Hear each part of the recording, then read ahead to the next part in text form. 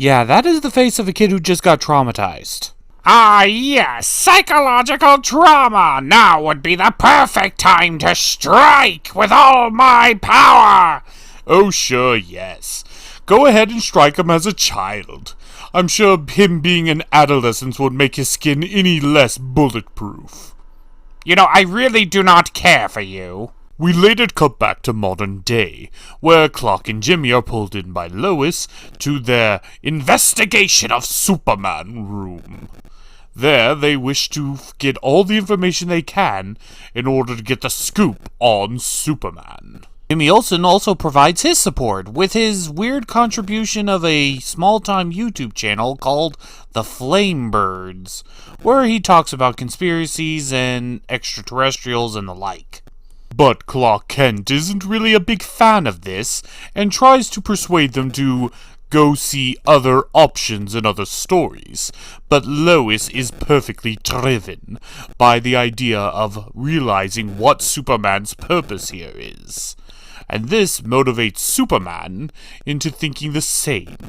So he fakes an illness and runs off to who knows where, leaving Lois and Jimmy to get the scoop on Superman.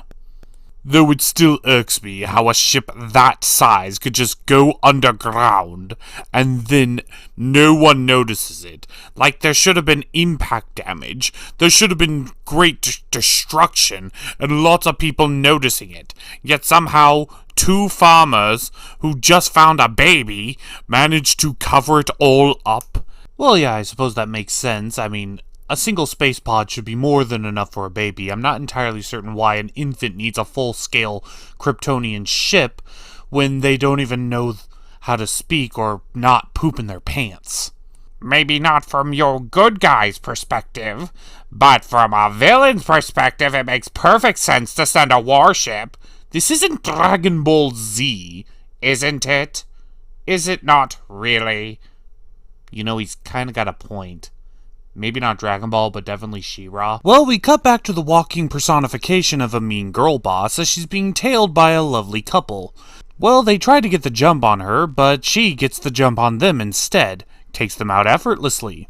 Then she takes their walkie and says, "Hey bitch, I know you're tailing me, so here's where I'm gonna be. We can either talk this out or we can duke it out. Your call." We then cut back to the Kent's farm, where Clark goes through the door and meets his mom.